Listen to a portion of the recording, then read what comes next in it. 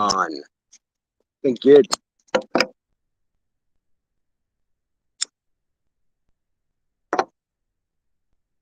Good God, man. All right. Greetings and salutations, ladies and gentlemen, and welcome once again to the Storyteller's Corner. I'm your host, Joshua T. Calkins Trilogy, also known as Byron Insidious. This is another break time stream here on Rumble and YouTube on my channel. Taking my lunch break here at work to have a sit down and a brief chit chat and go over something that is on my mind now. Usually I'm fairly loose on these break time streams and I just kind of wing it. But before I get into the meat of what I want to discuss for this particular stream, if you look into the description of this video, or this stream rather, either on Rumble or on YouTube, you should notice that there is an ask from me to follow a link to another gentleman by the name of Cortex Gaming.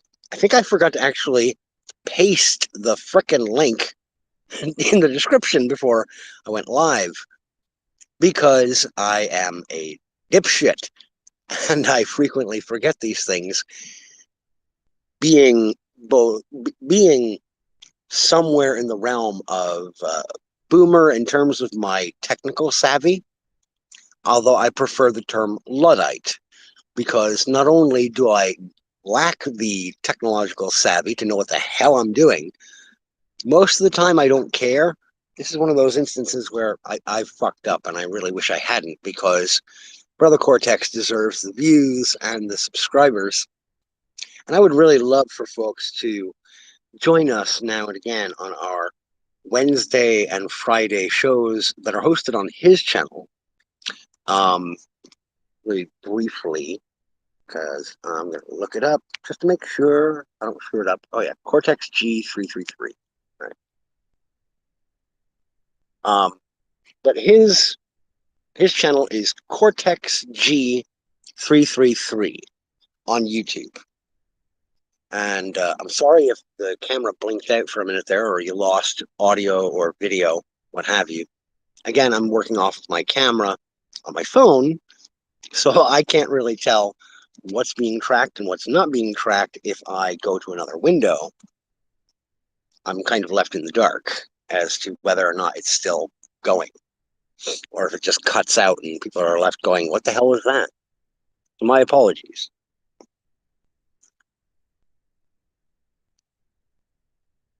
But today, kind of going to wrap up, as it were, on a series of deep dives that we had been doing into The Oldest View, which is a short series of analog horror vignettes from a user on YouTube called Kane Pixels, who is also responsible for bringing us the wonderful and bizarre The Back Rooms material, which has been the stuff of a great deal of urban legend and creepypasta style kind of paranormal supernatural material to view and discuss and theorize about on YouTube and elsewhere. That sort of analysis and deep dive and nerding out is predominantly what Brother Cortex and I focus on when we do the deep dives on Wednesdays.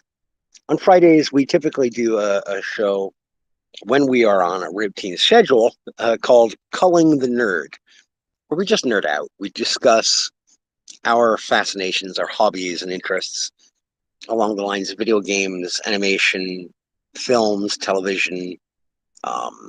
I'd lean a little more into the tabletop role-playing games that I used to very much enjoy when I was younger, but that's all besides the point. And we do both have an appreciation for the source material that I want to talk to you about right now here in the stream, which is Star Wars.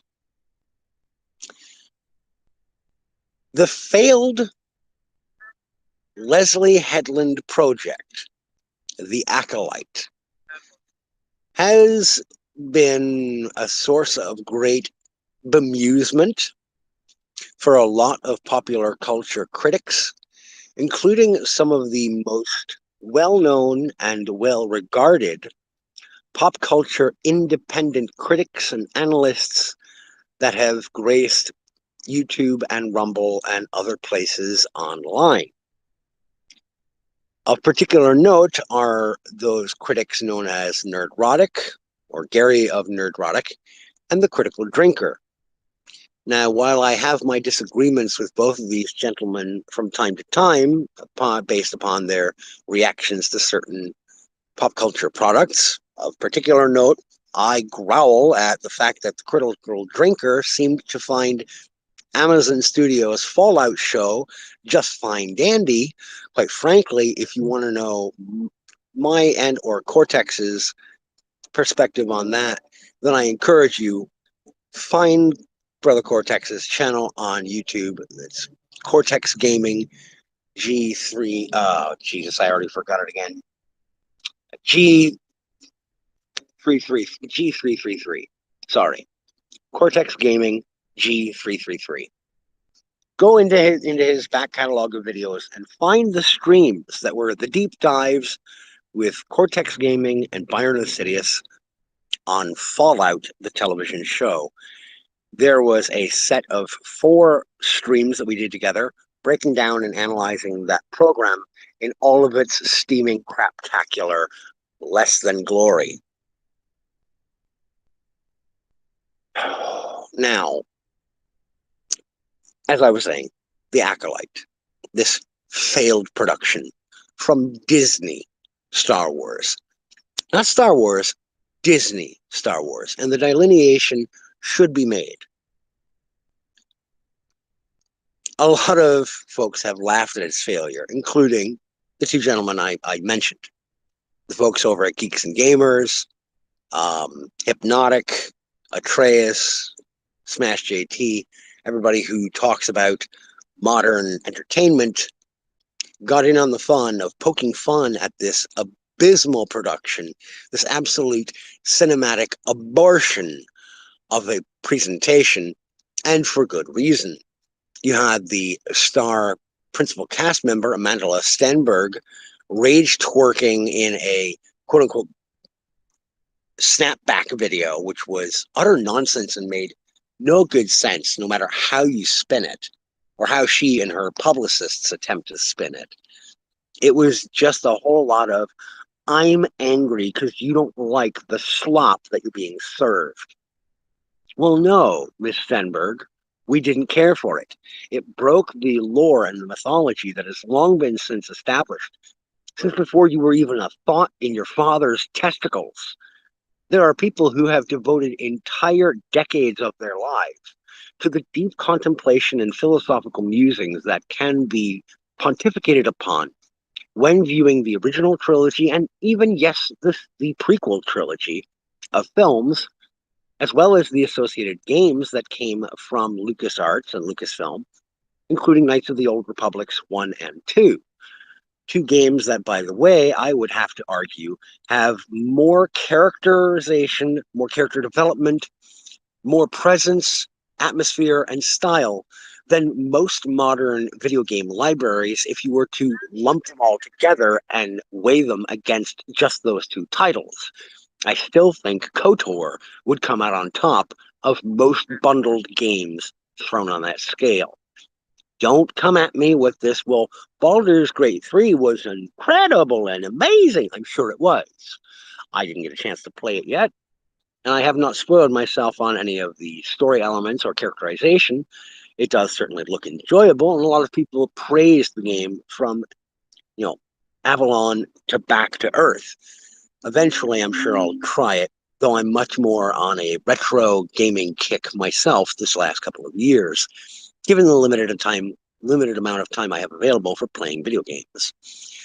Now, The Acolyte was not just a failure of breaking lore, breaking canon, disrespecting and pissing all over the mythology as previously established, and deciding they were going to take elements that made characters unique or stand out or make them reflections upon other historical mythologies and legends that came before. Joseph Campbell talks a great deal about, in his studies on mythology, the fact that we have a core set of story archetypes, frameworks, that effectively are shifted to the next generation, modified, and represented as a kind of continuation of the lesson, or a reiteration of the lesson that came before, much on as his study of the hero of 1,000 faces, the hero's tale, the cyclical nature of the hero is called to adventure, the tragedy strikes, he finds himself at the bottom of the barrel with a sense of hopelessness. He is called upon to return to the fight and granted aid by some supernatural or supernatural wise creature, fellow, individual, spirit, essence, what have you. Something supernatural intercedes or intervenes to try and get the hero back on his feet, or her feet. If you want to be equivalent about all this, fine. But the hero is granted wisdom and assistance to try again to conquer the evils that beset them.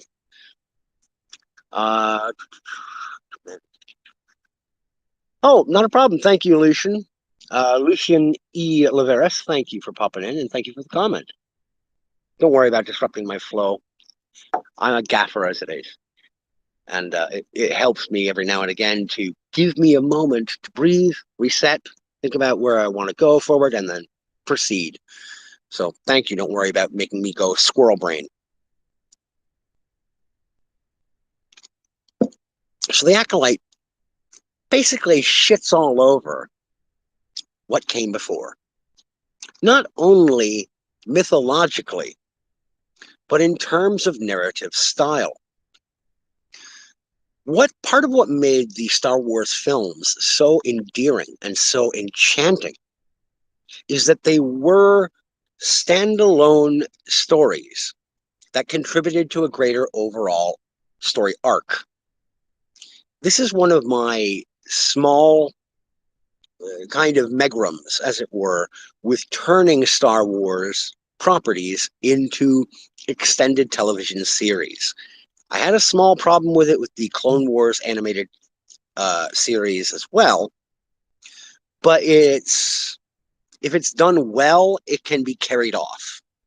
And part of what made that series carry well is that the characters were compelling. The characters were well established. They were presented in a way that either gave them character growth or set them and maintained them consistently without breaches in interior mythology, world building, or personal character ethics as previously established, without some fundamental explanation for why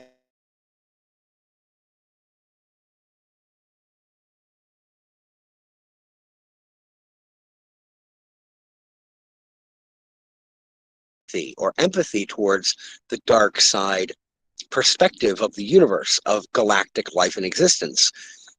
But as anyone who has been to war will tell you, continuous conflict and being on the front lines of war will wear away a person's spirit and any hope they might have of maintaining the entirety of their moral compass, the more battles that they have to suffer through. You're not going to be the same guy you are coming out of the war if you survive it and get out the other side.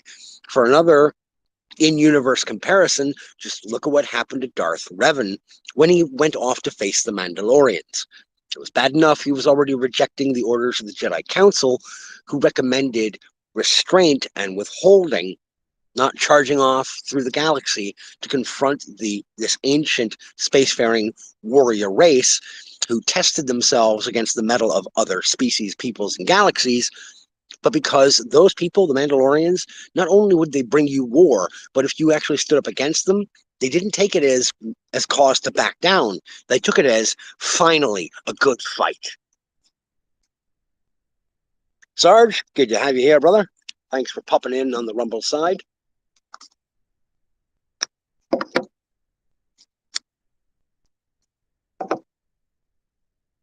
So with the Acolyte, you've got not only the narrative styling broken down, fractured, and shat upon by making it a 25 to 28 minute per episode episodic sequence of installments You then have a number of elements of the mythology of Star Wars that are subverted, turned on their head, or erstwhile ignored.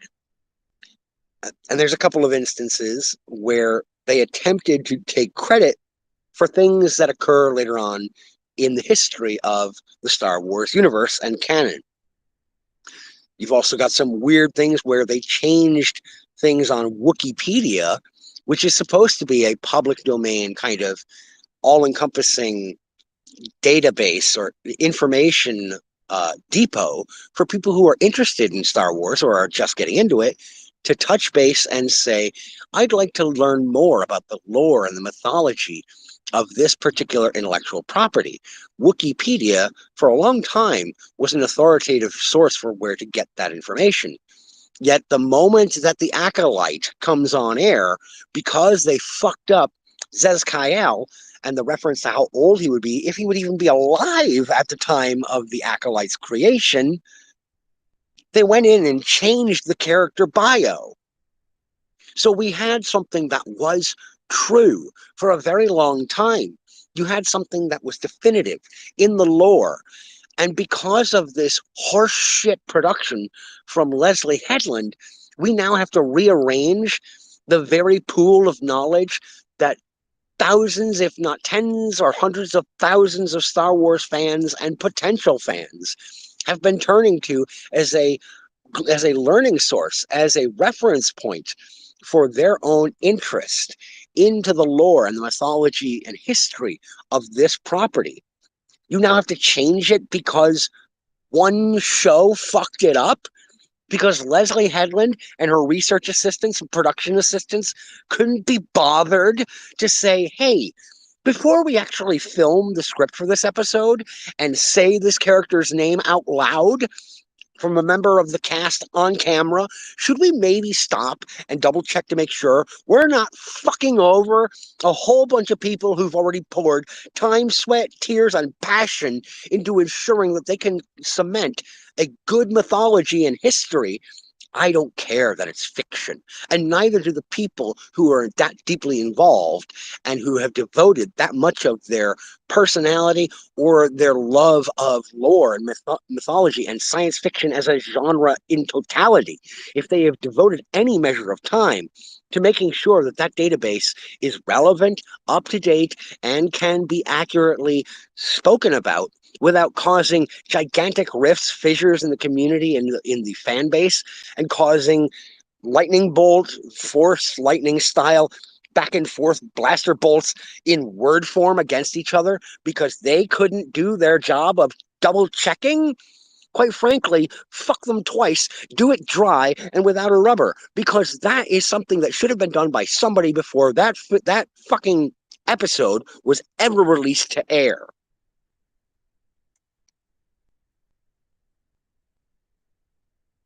Now,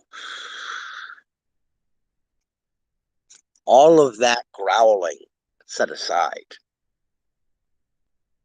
I have a nugget of a hypothesis regarding the Acolyte. Every now and again, someone will unintentionally reveal a universal truth.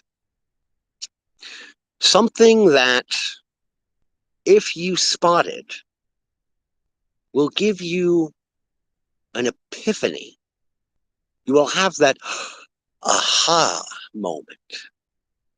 And you'll realize, I don't think they meant to do this, but here's the result for me.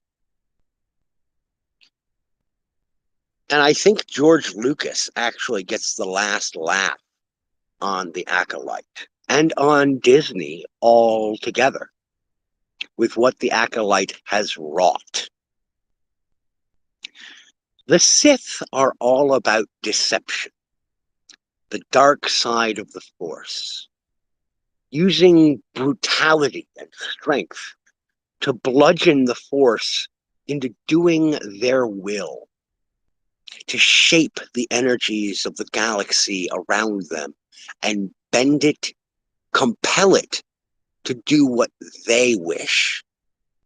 This is part of what causes dark side users to attain physical deformations, mutations, and scarring. This has long been established. Yet another piece of Star Wars lore and mythos that was cast aside by Leslie Headland and the folks at Disney. They forgot to include the fact, in accordance with the history of what has come before, that anyone who delves too long or too deep into the dark side ends up being altered, and not in a good way. So, yeah, 40K is going through it right now too, Lucian. Now, not only did they ignore that mythology, but stay with me. My hypothesis effectively boils down to this. There has been a petition making the rounds online for a couple of weeks now, where supposed fans of the Acolyte have been trying to get signatures to uncancel the show, to bring it back from the dead. Isn't bringing people back from the dead also a dark side power that Jedi of both light and dark side have been warned for eons not to touch upon or dabble in? Oh, yes, it is. Darth Bane was warned by an essence of the Force itself, quite possibly a Junta Paul, don't do this. The ancient Sith species, for whom the entire ethos of Sith stemmed from, they dabbled in it, and even they were pushed back by the Force itself. And this is why it is supposed by entities like Kreia from Knights of the Old Republic 2 that the will or that the Force itself has a will. So that's one hypothesis, one philosophy. I'm not entirely sure she was right, but I love Kreia, and I'm willing to listen to that bit of hypotheses. Anyway, roll back with me. Sorry, I'm doing a lot of referencing that you're just going to have to look up later if you're not already familiar with it. And I apologize for doing that scattershot, but I only have X amount of time on my breaks here at work. So bear with me. Again, thank you. So they're trying to revive the Acolyte. They're trying to resurrect a dead thing through fan petition, through brute force. They're trying to snarl at Disney, at Lucasfilm, through an online petition. They are reaching out through the galaxy, aiming their collective will, which is, again, something that Jedi and Sith both do. They project their will through the galaxy. In this case, the internet. And they're trying to convince Disney to bring it back. If you've looked at any of the dialogue going back and forth, especially on Elon Musk's X, formerly known as Twitter, it's rather harsh back and forth, the folks who are pro-Acolyte versus folks who are anti-Acolyte. And yeah, when Lucas sold out Star Wars, Sarge, he really fucked the pooch. I'm not going to mince words about it. He fucked up. And I think he knows it. And I think George is having a Pyrrhic victory right now. The people who are online screaming and howling and mauling, coping and seething, as the term is nowadays, try and get the Acolyte brought back. Have you seen some of the death threats that they level against people in the open, right there in the threads of their conversations on X? They talk about how they would love to get some of these detractors from Disney Star Wars and see them killed or see them fired from their jobs, or as been popular the last week and a half, thanks to idiots like Rewriting Ripley. They've tried to get YouTube to either demonetize Geeks and Gamers, Garriott Neurotic, and the Critical Drinker, as well as some others. DJ Cobra of Geeks and Gamers, Jeremy, who runs Geeks and Gamers. They've tried to get them demonetized, if not outright banned off of YouTube, for quote-unquote threatening the well-being of our community. These guys aren't threatening you or your well-being. They're telling you that this dreck, this abomination, this venom-fanged parody of their once beloved mythology does not deserve another chance to further poison the well. They are standing against you. They deny you. They defy you. And they do it with words. And you want to take away their money. You want to take away their revenue. You would be happy as pigs in shit to see them fired if they had regular day jobs. You are acting like Sith. This is what the dark side hath wrought.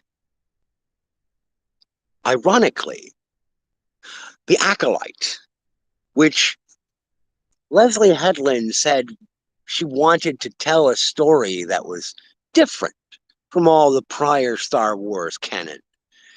She wanted to tell a story that told Star Wars from the Sith perspective.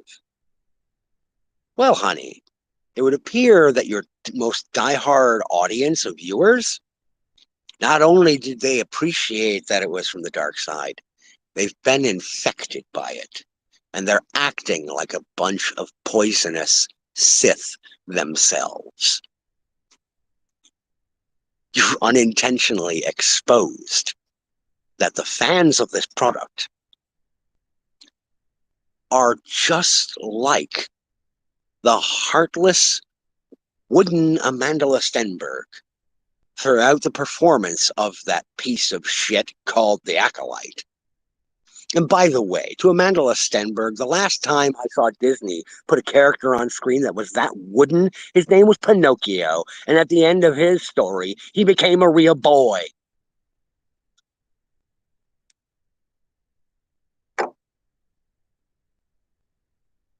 That's my hypothesis, is that the Acolyte unintentionally proves to us exactly what George Lucas, in those brilliant original films, was trying to tell us all along.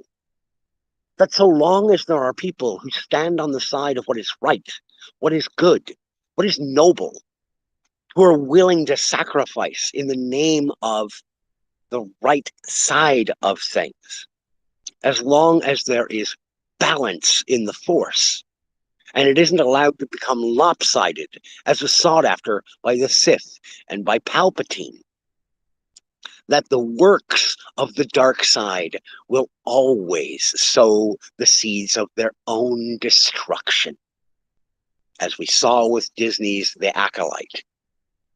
And what was the fruit of that seed? It was a harvest of no food. It was a famine. The thing about necromancy was that when you die, you become part of the Force. So to return requires ripping the Force apart. Yes, exactly, Lucian.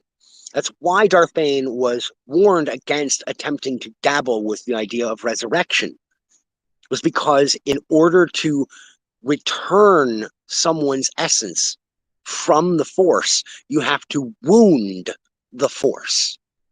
As we know from Knights of the Old Republic with Mitra Surik, if you wound the Force without giving it the opportunity to heal, you will end up destroying everything that the Force touches.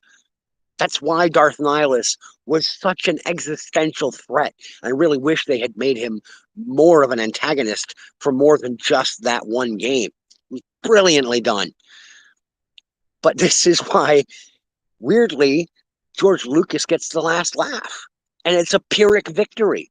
He had no hand in the active downfall of the Acolyte. But just like what happens to every machination of the dark side, of Palpatine, of Dooku, even of Maul, though he was much more of a barbarian in his way of going about things, Darth Sion and Nihilus and Traya, they all come to the same end. When you propagate evil, it only takes a handful of people doing the right thing, fighting on the side of balancing the force and utilizing the light, utilizing the truth, not deception, not subterfuge, the truth. And that is what these critics, like Nerdrotic and the Critical Drinker and Geeks and Gamers and D-Day Cobra, I'm not trying to lionize these people, but that's all they were doing with giving their honest take on this material. And they said, it sucks. It pisses all over the graves of everyone who came before and contributed to this mass of amazing material. And when you desecrate the corpse of something that is so benign and holy, and again, I'm not trying to say that Star Wars is a holy property or to pray to it. I'm not trying to go down that road.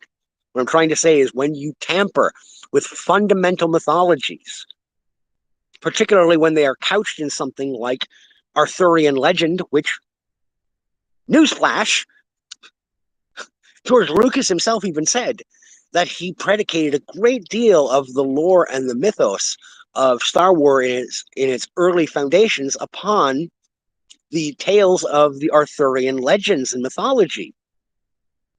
And that is a sacred versus profane perspective mythology. It is the good conquering or prevailing over evil, outright evil, that outnumbers it and outweighs it and overpowers it 1,000,000 to 1. But with the shining blade of truth, it prevails. And that's what these critics of the Acolyte did. They said, you have no audience. They laughed as they watched from week to week as each new episode came out. Because the servants of evil are cowards. At the end of the day, they are skulking cowards who hide under the rocks from which they try to strike with venom at those who stand upright and righteous, at those who are chosen to walk the right path. So unintentionally, thank you, Miss Leslie Headland, for showing us exactly what the Sith are. Your fans have become the Sith.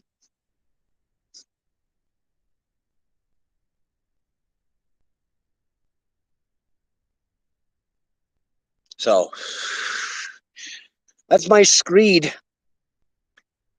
Lucien, Sarge, thank you, gentlemen, for popping in and sitting with me. And to anyone who has been watching and didn't speak up, thank you as well for popping in. I'm going to have to end this soon and get back to work. Normally, I try to be a little bit more interactive and chit-chatty with folks who actually show up to talk. I apologize, Lucian, and I apologize, Sarge, for just yammering on. But I had a goal in mind for this today. And I told Cortex earlier, when we finished our show on his channel earlier, I told him I needed to get this. This was sort of what I was thinking along these lines. I kind of tampered with it a little bit as I was talking to him after the show. And I started to form the nugget of this hypothesis then. I was like, I got to talk about this. And I don't know if I can wait until we're on again together Friday.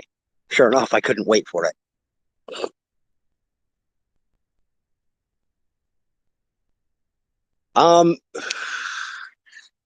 Albinism, or the bleaching or blanching of the skin, Lucian, and Sarge, I watched 4 episodes. I watched half of The Acolyte before I checked out and said, I can't do it. From that point forward, I read episode synopses. and I watched a few clips because I didn't want to continue to punish myself that way. But Lucian, the blanching or bleaching of the skin was only common in dark side force users who were human or were possessed of human genetic code. So you would see some Twi'leks and some Zabraks who had a little sliver of human genetic ancestry. They would tend to have the bleaching of the skin. You also saw it on a couple of Selkath that were dark side force users. Those kind of those weird like seal people. But Selkaths also had blanching of the skin. That is a genetic mutation, or not a genetic mutation. It is a surface level mutation, a visual side effect of utilizing dark side powers. That is correct. But the most common is the appearance of cracks in the skin or wrinkling, advanced aging without prior explanation. Usually it would appear around the eyes and on the hands. It's part of the reason why it's theorized, aside from the fact that Christopher, God, aside from the fact that the gentleman who played Count Dooku was already himself relatively up there in age when he took on the role, it is hypothesized by some fans that that's the reason Dooku wore gloves a lot, was because his hands were becoming gnarled and because they were misshapen and scarred without some other explanation. He had been a Jedi Knight earlier in his life, yes. Christopher Lee, thank you. Thank you, Sarge. But in all of the duels and the combats that he had engaged in with the lightsaber as a member of the Jedi Order, there was no record of him having a major injury to his hands. So he would not have had any legitimate explanation for scarring to his hands. Hence, when he's just a count, when he's just a member of the Trade Federation, the presence of the gloves, at least in the books, I can't remember if he wore them all the time in the films, but you would do that in order to obfuscate the fact that you're delving into the dark side of the Force. He was also, like I said, already an older man. Having wrinkles or lines on his face might not necessarily be a telltale giveaway. But the physical alterations go from wounding, lines, and scarring or scarification, then bleaching of the skin, which you see like in Darth Sion in Knights of the Old Republic 2, you very much see that. If the player character leans into the dark side, they become very pale very quick. Kreia is another great visual extrapolation here because at the beginning of Knights of the Old Republic, she's kind of pale, but she's not like waxy pale. She's in between. And on the status menu of the character selection, she is in the middle. She's gray. She is neutral, right in the middle between light and dark. And that's why you get the dichotomy of options that she'll scold you one way or the other, no matter what you choose as your responses to her in dialogue. Drew Carpathian did a fucking brilliant job writing that game. Why didn't anybody at Disney or Lucasfilm decide to try and bring him back on board when they got the green light to do these fucking sequel films or the shows on Disney Plus? He clearly understood the assignment. I'm growling now. Sorry. I'm going to have this last smoke in quiet contemplation as I get my radio earpiece back into place. I hope I haven't missed any calls. I'll double check when I get back on because I'm running a couple minutes behind. Not too bad. But ladies and gentlemen, I'd like to thank you for tuning in with me for this break time presentation. And let me know either here in the live or wait until later if you come back and watch it later on. If you think there's any credence to my hypothesis that the Acolyte was an unintentional, successful message in letting audiences know that Leslie Headland and Kathleen Kennedy and the other folks over there at Disney Lucasfilm have become the dark side of the Force, and they've shown their hand? Or am I barking at shadows? Could be either or. Arr! Cheers.